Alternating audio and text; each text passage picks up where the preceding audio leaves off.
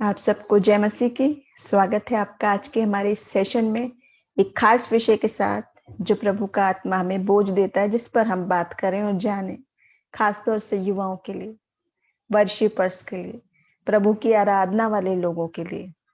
वो क्या विषय है जो प्रभु आज हमें समझाना चाहता है, आपको और मुझे, खास तौर से जवानों को, जो वर्शिप करना चाहते हैं, जो प्रभु की आराधना करना चाहते हैं, आराधक बनना चाहते हैं, वर्शिप टीम में आना चाहते हैं। लेकिन क्या बात है, बीच में कौन सी बाधा है प्रभु की आराधना करने में? प्रभु है, आप हैं, वो हमारा पिता है, हम उसके पुत्र और पुत्री हैं, उसने हमें वारिस बना रखा है अपना। लेकिन उसकी आराधना करने के लिए कंडीशंस हैं। क्यों? क्या कंडीशंस है? जानिए। जो युवा लोग कहते हैं हमारे लिए प्रार्थना करो, हम वर्शिप करना चाहते, लेकिन ये बात है, क्या बात है? हमारी आवाज अच्छी नहीं, आवाज अच्छी है पर शक्ल अच्छी नहीं है, हमारा कॉन्फिडेंस नहीं है, हम इतने माइक नहीं है, स्पीकर नहीं है, गिटार नहीं है, म्यूजिक इंस्ट्रूमेंट्स नहीं है, परफॉर्मेंस वाली बातें नहीं है, इसलिए आप आराधना नहीं कर सकते। वचन क्या कह रहा है? ये दुनियावी सोच है, समझ है। देखिए, मैं बिल्कुल आपको स्पष्ट बताना चाहती हूँ, प्रभु का आत्मा आज आपसे मुझसे क्या कह रहा है। प्रभु चाहता है आराधक। प्रभु जो है वो सिंगर्स नहीं चाहता, म्यूजिशियंस नहीं चाहता है। वो ये नहीं चाहता कि वो बहुत बड़े आप संगीतकार हैं, बहुत सुरीली आपकी आवाज है तभी आप आराधना करें। क्या ऐसा लिखा है वचन में कि सिर्फ जिसका सुर अच्छा है वही मुझे आराधना करो और जिसमें नहीं है वो मत करो? ऐसा है क्या? वचन क्या कह रहा है? मैं सिर्फ 2 वचन पढ़ूंगी आपके सामने बाइबल में से ही। पहली बात है भजन संहिता 96 शुरू की 2 आयतें, पहली और दूसरी। यहाँ लिखा है, परमेश्वर के लिए एक नया गीत गाओ, हे सारी पृथ्वी के लोगों, परमेश्वर के लिए गाओ, परमेश्वर के लिए गाओ, उसके नाम को धन्य कहो, दिन दिन उसके किए हुए उद्धार का शुभ समाचार सुनाते रहो। 2 ही आयतें हैं, उनमें बार बार कहा गया, कितना जोर डाला गया कि प्रभु धन्य है, उसकी स्तुति करो, उसके लिए गाओ, गीत गाओ। और क्या कहा? सारी पृथ्वी के लोगों, सारी पृथ्वी के लोगों। वचन तो कोई क्वालिफिकेशन निर्धारित नहीं कर रहा है कि वर्शिपर में पहले ये सब होना चाहिए, बहुत अच्छा संगीत का ज्ञान, बहुत सुर और सुरीला गला हो, तभी आप आराधना कर सकते हो।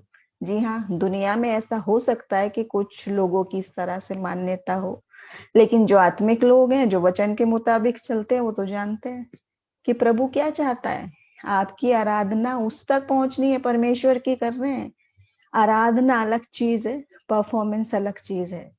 आराधना स्तुति प्रभु के लिए की जाती है, उसको धन्य कहने के लिए हम आत्मा में एक होके करते हैं, उससे कनेक्टेड होके करते हैं। लेकिन परफॉर्मेंस स्टेज पे की जाती है, या जहां भी आप जाने कहाँ कहाँ करते हैं आजकल। तो आप सोचते इतने सारे इंस्ट्रूमेंट, इतना सारा माइक, उसकी सब सेटिंग, सब बुद्धि ज्ञान हो जब भी कर सकते हो। ठीक है, मनुष्य को लुभाने के लिए हो सकता है ऐसा। और देखिए, अगर आप आत्मिक रीति से कर रहे हैं तो ये गलत उस अर्थ में नहीं है, क्योंकि हम प्रभु के लिए जो भी करें सर्वोत्तम करें। ये बात नहीं है कि ये सब करने में बुराई है, बात ये नहीं है। 2 अलग अलग बात है। कहने का मतलब ये बिल्कुल नहीं है कि ये जो लोग कर रहे हैं वो सब गलत है, नहीं। प्रभु के लिए सर्वोत्तम करना है। जो टैलेंट है, जो सामान है, जो इंस्ट्रूमेंट्स है, जितनी सुविधाएं, सब यूज कर रहे हैं प्रभु की महिमा के लिए, बड़े आनंद की बात है। पर प्रायोरिटी क्या है? देखिए वचन क्या कह रहा है, यूहन्ना 4 अध्याय 23 और 24 वचन। पर वो समय आता है, वरन अब भी है, जिसमें सच्चे भक्त पिता का भजन आत्मा और सच्चाई से करेंगे, क्योंकि पिता अपने लिए ऐसे ही भजन करने वालों को ढूंढता है। फिर से पढ़ूं, कितनी गहरी बात है। पिता अपने लिए ऐसे ही भजन करने वालों को ढूंढता है। परमेश्वर आत्मा है और अवश्य है कि उसके भजन करने वाले आत्मा और सच्चाई से भजन करें। अवश्य है लिखा है, बिल्कुल जरूरी बात है कि आत्मा और सच्चाई से करें। वचन क्या कह रहा है? पहली बात हमने देखी, उसका भजन गाओ, स्तुति करो और सारी पृथ्वी के लोगों को, सबके लिए कहा। दूसरी बात है, अवश्य है आत्मा और सच्चाई से करो। प्राइमरी बात जो है, प्रायोरिटी, वो ये है, आत्मा और सच्चाई से कर रहे हो या नहीं। बाकी सब बातें सेकेंडरी बात है। और वो भी हमने क्लियर कर दिया कि जितने सब लोग कर रहे हैं, ऐसा नहीं कि सभी गलत है। बिल्कुल हम सर्वोत्तम कर रहे हैं, पैसे से, तन से, मन से, धन से, टीम बना के सुर में गा रहे हैं, बजा रहे हैं, सबको सिखा रहे हैं। वो तो अच्छी बात है कि हम सर्वोत्तम उसे दे रहे हैं। लेकिन सवाल ये है, आत्मा और सच्चाई की जो बात है, वो पवित्र आत्मा उसमें है? वो अनॉइंटेड वर्शिप हो रही है या नहीं? या सिर्फ टैलेंट शो हो रहा है? बहुत ही अद्भुत बात है।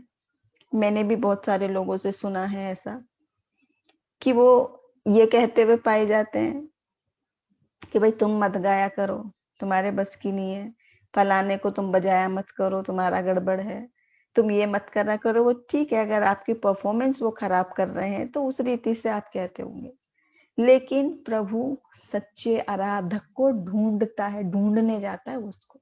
सोचो, तो हमारा उद्देश्य क्या है?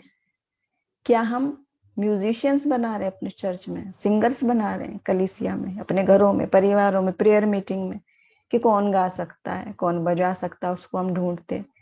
क्यों नहीं हम सब क्यों नहीं उठा सकते अपनी आवाज परमेश्वर के लिए, जैसी भी है, जो भी दिया है? बहुत सारे लोग सिर्फ ताली बजाते हैं, बहुत सारे लोग बेसुरे गाते हैं, लेकिन प्रभु की उपस्थिति, अनुग्रह इतना भरपूरी से होता है कि मैं बयान नहीं कर सकती। बहुत सारी गवाहियां, बहुत सारी इसके बारे में तमसील शिक्षाएं मेरे पास हैं, जो हम चाहेंगे कि हम आने वाले एपिसोड्स में उनको जारी रखें। और इस श्रृंखला में हम ऐसे ही विषय जो प्रभु का आत्मा में प्रेरित कर रहा है, खास तौर से जवानों तक पहुंचाने के लिए, वो हम पहुंचाते रहें। आज की बात में मैं सिर्फ 2 ही बात जोड़ना चाहूंगी, और यूं मैं वो बहुत बार बोल चुकी हूँ, हो सकता है आप में से कुछ ने वो सुना हुआ भी हो, लेकिन प्रभु का आत्मा प्रेरित करता है और हम तो चाहते हैं बार बार बार बार बोलें, ताकि ये बात जवानों के कानों में सुनाई दे, सुबह शाम रात दिन, उठते बैठते, देखते देखते स्क्रोलिंग में ही आ जाए, क्या पता, और आ जाए। प्रभु करे ऐसा कि वो सोचे ये परमेश्वर का आत्मा क्या क्या बातें हमारे लिए बता रहा है, क्या वो चाह रहा है। ऐसी एक गवाही एक बुढ़े पास्टर की थी। काफी वो बूढ़े थे और वो अच्छा गाना नहीं जानते थे, बेसुरे थे, वो आवाज नहीं थी, सुरताल का ज्ञान नहीं था, लेकिन आत्मा से भरपूर और सीधे सच्चे। कोई फॉलोवर नहीं था उनका। पहली बात यह है, ऐसा नहीं है कि वो छाए हुए हैं अपने सोशल मीडिया में, नहीं मालूम उन्हें क्या फेसबुक, क्या ट्विटर और क्या यूट्यूब और इंस्टाग्राम, इन सब से दूर, बस प्रभु से कनेक्टेड, परमेश्वर और वो। तो प्रभु के लिए गाया करते थे, अकेले हों चाहे 2-4 साथ हों, जैसा उन्हें हो, वो अपने हाथों को उठा के, अपनी आवाजों को खोल के प्रभु के लिए गाते थे। धीरे धीरे उन्होंने अपना ऐसा चर्च करा, लोगों को जोड़ा और एक टीम बन गई क्वायर की। और जब टीम बन गई, धीरे धीरे कुछ सालों बाद वो बूढ़े होते चले गए और जवान लोग आगे बढ़ते चले गए। जवानों को लगने लगा कि भाई ये जो है हमारा क्वायर का संगीत खराब करते हैं, ये हमारा सारा मजा खराब करते हैं, सारा सुर ताल ढा देते हैं, नाश मार देते सबका। एक दिन ऐसी बात वो बोल रहे थे और इन पास्टर के कान में ये बात पड़ गई, उनको सुनाई दे गई कि उन्हीं के क्वायर के बच्चे, युवा, उनको बोल रहे हैं कि एक मछली सारे तालाब को गंदा करती है, वैसे ही एक बेसुरी आवाज से हमारा सारा बजाना, गाना, प्रेजेंटेशन, स्किल्स सब खराब हो रहा है। कैसे इनको समझाएं? जब इन्हें सुना तो उनको बहुत दुख हुआ, दिल टूट गया, आंसू गिरने लगे, बड़ी तकलीफ हुई कि मैं तो प्रभु के लिए गाता हूँ, मैंने तो सोचा नहीं कि लोग क्या सोच रहे हैं, कौन क्या सोच रहा है, मैं तो परमेश्वर के लिए गाता था। उस दिन उन्होंने सोचा चलो अब से बहुत हो गया, मैं तो वैसे भी बुजुर्ग हूँ, नहीं मुझे आता, इनका खराब हो रहा है तो मैं शामिल नहीं हुआ करूंगा, इन्हें गाने दो। और वो दुखी भारी मन से गए और अगले दिन आराधना में वो खड़े नहीं हुए। उन्होंने बच्चों से कहा कि अब से बस तुम ही किया करो, मैं बूढ़ा हो गया हूँ, मैं सिर्फ देखूंगा, मैं नहीं आऊंगा। युवाओं ने बहुत खुश हुए, अरे हमारी तो मन की बात पूरी हो गई, आज हम नए स्टाइल के अपने गाने गाएंगे, टैलेंटेड वे में, जो हमें आता है, सुरीले, बजाने गाने में एक्सपर्ट, देखने में सुंदर, प्रेजेंटेशन बढ़िया होगा, जरा लाइटें लगी होंगी, कैमरे, स्पीकर सब होगा, जरा शानदार परफॉर्मेंस होगी। ये हट गए जो करा उन्होंने ऐसी गाना बजाना। पास्टर सिर्फ दूर से शामिल रहे, वो आए नहीं सामने। भारी मन हो गया, क्योंकि वो 40 साल आराधना करे थे सामने जाके, 40 इयर्स, 40 साल। पहली बार नहीं गए थे, मन में दुख था, बोला नहीं किसी से, वापस आ गए। और जब सो गए, खाना नहीं खाया, कुछ नहीं खाया, दुखी मन से, टूटे मन से, किसी से कुछ नहीं कहा, सो गए। सो गए तो उन्हें सपने में यीशु मसीह दिखे, और मसीह ने उससे कहा कि अरे मैं तुझे ढूंढता हुआ यहाँ आया हूं, आज तू कहाँ है? क्योंकि जिस आवाज को, जो मेरी मनपसंद आवाज है, जो मेरी फेवरेट आवाज, उसको सुनने के लिए आज मेरे कान लगे रहे, लगे रहे, लगे रहे, तरसते रहे, मगर मुझे आवाज नहीं सुनाई दी। उसकी आंखें खुल गई, आंसू गिरने लगे, प्रभु के प्रेम से भर गया। और यही वचन बाइबल का उसको याद आया कि अवश्य है उसके आराधक आत्मा और सच्चाई से उसकी आराधना करें। और प्रभु ऐसे आराधकों की खोज में रहता है, लिखा वचन। और वही बात यहाँ यीशु मसीह कह रहा है कि मेरी फेवरेट आवाज। तो आज जो युवा ये सोच रहे हैं कि हम आराधना नहीं कर सकते हैं क्योंकि हम बजाने के नहीं है, हम गाने के नहीं है, आप किसी के भी नहीं हो, कम से कम कमरे में बंद आप और प्रभु जब प्रार्थना में कनेक्टेड हैं, घुटनों पे हैं, तो आराधना कर सकते हैं। बेशक किसी को दिखाने के लिए नहीं, प्रभु के लिए। और आत्मा में जब आप आराधना करते हैं, स्तुति करते हैं, इतना अभिषेक होता है, इतनी आशीषें होती, आप मैं बयान नहीं कर सकती कि मैं कितने भी सेशन बोलूं आराधना के ऊपर बाइबल में से, तो शायद खत्म नहीं होंगी। इतना कुछ प्रभु का आत्मा हमें प्रकाशन देता है आराधना के बारे में।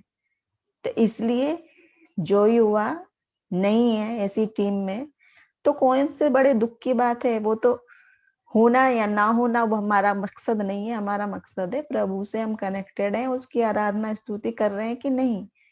और आप देखेंगे जब आप धन्यवाद देते हैं प्रभु को, चाहे ताली बजा के, चाहे हाथ उठा के, चाहे अपनी आवाजों को खोल के, चाहे घुटने में, अपने ही मुंह में बस प्रभु और हम, कोई नहीं सुनने वाला, क्योंकि हमारे सिंगिंग टैलेंट्स देखने के लिए नहीं हम कर रहे हैं। हम प्रभु की आराधना, उसको धन्यवाद दे रहे हैं अंदर से, आनंद महिमा। और आप अनुभव करेंगे इस आराधना से बंधन टूटते हैं, दुष्ट आत्माओं की ताकतें फेल होती है, तंत्र मंत्र जादू टोने टूटते हैं, डिप्रेशन हटता है, दुख और बोझ हटता है, अनॉइंटिंग मिलती है, नया अभिषेक मिलता है, तरोताजा हो जाते हैं आप। बहुत सारी बातें। तो इस आराधना के विषय में फिर बात करेंगे हम, और आगे चल के एक नए एपिसोड में, और अपने युवाओं के लिए हम कुछ नए सेशंस लेके आएंगे बिलीव टीवी पर। हमारे साथ जुड़े रहें, और हम शाम के सेशंस भी फिर से जारी करेंगे, पैगाम मसीह।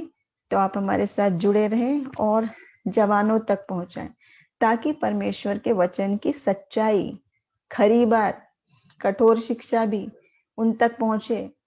आज जो दुनिया का ट्रेंड हो गया है, युवाओं का रूप रंग, एक अलग ही माहौल बन गया है, जो वो इंसान को प्रभावित कर सकता है। आप लोग हो सकते हैं उससे प्रभावित कि वो बहुत बड़ा सिंगर है, वो बहुत बड़ा म्यूजिशियन है, वो टीम बहुत जबरदस्त है, उनका गाना बजाना परफेक्ट है, उनका स्टेज कितना बड़ा है। प्रभु को इससे नहीं आप इम्प्रेस कर सकते।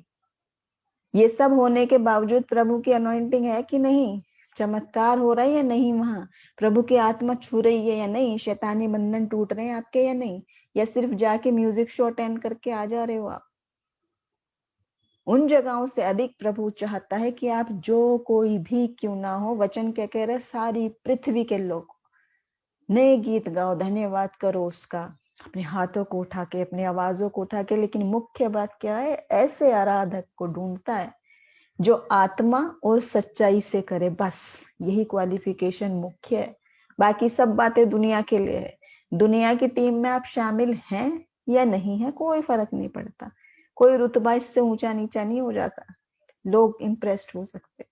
लेकिन प्रभु की टीम में आप हैं कि नहीं, उसकी फेवरेट वॉइस जैसे वो थी, वो आप हैं कि नहीं। तो कोशिश करें आज हमारी आराधना सिर्फ सिर्फ सिर्फ एकमात्र परमेश्वर के लिए है, वहां तक पहुंचे। और इसके बाद मैं एक और गवाही के साथ खत्म करूंगी। वो गवाही, वो कहानी इस प्रकार थी, वो भी मैंने सुनाई है कई बार, लेकिन मैं फिर से चर्चा हुई इस विषय पे तो मैं जरूर सुनाऊंगी ये दो बातें, क्योंकि मैंने भी ये जब सुनी थी तो बहुत दिल को छूने वाली बात है और युवाओं ने बहुत कुछ सीखा इससे। दूसरी कहानी कुछ इस तरीके से थी कि एक बार एक बहुत म्यूजिशियन थे, टैलेंटेड, बहुत एक्सपर्ट गाने बजाने सब चीज में। उन्होंने भी अपनी टीम बनाई और वो धीरे धीरे टीम इतनी बढ़ गई आगे, फेमस हो गई, नंबर 1 हो गई, वर्ल्ड फेमस हो गई कि बस सब लोग नाम सुनते दीवाने हो जाते थे, तालियां बजाने वाह वाही करने लगते थे कि भाई सिंगर्स हो तो वैसे हो, म्यूजिशियंस हो तो वैसे हो, गाने बजाने वाले तो वैसे। वो एक नमूना बन गए। आराधना वाली बात हटके लोग उसके फॉलोवर बन गए, उसके संगीत के दीवाने हो गए। तो इन्होंने सोचा कि मैं अब की बार, मेरी अपनी जब सालगिरह होगी चर्च की, बहुत बड़ा जश्न करूंगा, देश विदेश से बड़ा लोगों को बुला के जितना हो सकता है सब कुछ करूंगा। करा उसने, मेहनत करी, पैसे करे, सारे अच्छे अच्छे एक्सपर्ट बजाने वाले, गाने वाले, वैसे इंस्ट्रूमेंट, सब कुछ परफेक्ट कर दिया उसने। लेकिन दुखद बात क्या हुई, जिस दिन ये शो होना था उससे कुछ दिन पहले इस व्यक्ति की मृत्यु हो गई। मृत्यु हो गई, चला गया ऊपर। प्रभु से पूछने लगा, अरे परमेश्वर ये क्या किया आपने, है? कुछ दिन की बात और थी, मुझे दे देते जीवन जरा, तो मैं देख लेता, इतनी मेहनत की थी इस शो में। कम से कम आप मुझे प्रभु इतनी तो अनुमति दे दो कि मैं यहीं से सुन सकूं, बस लास्ट बात ये कर दो कि मैं यहीं से सुन सकूं, देख सकूं। परमेश्वर ने कहा ठीक है, तो यहीं से देखना और सुनना। वो सुनने गया। शुरू हुआ जब ये इनका म्यूजिक का कार्यक्रम, बहुत सुनने की कोशिश की उसने, सिर्फ 2-3 आवाज आ रही थी। उसने सोचा ये क्या हो गया, शायद मैं मर गया हूं तो ऐसा कुछ गड़बड़ हो जाता है, शायद मुझे ऐसा सुनाई नहीं दे रहा शायद। बहुत कोशिश की, प्रभु से कहने लगा ये क्या हुआ, मेरे तो वहां पे इतने हजारों लोग बजा रहे हैं, हजारों गा रहे हैं, इतने सब टैलेंटेड, सब कुछ चल रहा है, मुझे यहाँ 2-4 आवाज आ रही, क्यों? परमेश्वर ने कहा क्योंकि ये स्वर्ग है, यहाँ तक आवाज उसी की पहुंचती है बस जो आत्मा और सच्चाई से आराधना करता है, बस बाकियों की वहीं तक है। दुनिया की खुशी में, दुनिया की वाई वाई में, दुनिया की तालियों में है, लाखों करोड़ों लोग दीवाने हो रहे हैं, ताली बजा रहे हैं, लेकिन ऊपर आवाज नहीं जा रही है। तो क्या इंपॉर्टेंट है इस कहानी से, हम क्या सीख रहे हैं, क्या बताना चाह रहा है इस कहानी से लेखक? कितनी अद्भुत बात बता रहा है कि अगर हम कितना धन से, पैसे से, प्रयास से, मेहनत से, टैलेंट से, किससे भी कर लें, कितना भी कर लें, अगर आपकी आवाज वहां नहीं जा रही जिसके लिए आराधना हो रही है, अगर उसमें आत्मा का अनुभव नहीं हो रहा है, ना नीचे वाले आशीषित हो रहे हैं, ना ऊपर जा रही है, तो किसके लिए हो रही है आराधना? क्या हो रहा है फिर? ये नाटक हो रहा है क्या? अपने को खुश करने के लिए एक नाटक सिर्फ। तो आज प्रभु हमसे चाहता है, युवाओं से, कि चेक करें अपने को, प्रायोरिटी क्या है, पहले क्या करना है। आपको म्यूजिशियन नहीं बनना है, आपको सिंगर्स नहीं बनना है, उसके लिए आपको आराधक बनना है, आत्मा से भरपूर होके। जब आपकी आराधना वहां जाएगी, जभी तो आशीष नीचे आएगी, जभी तो बंधन टूटेंगे, तभी तो काम होगा खुदा का। तो इस वचन के जरिए प्रभु आप सबको आशीष दे। हमारे साथ बने रहें, फिर मिलेंगे एक नए विषय के साथ बिलीव टीवी पर। जय मसीह की।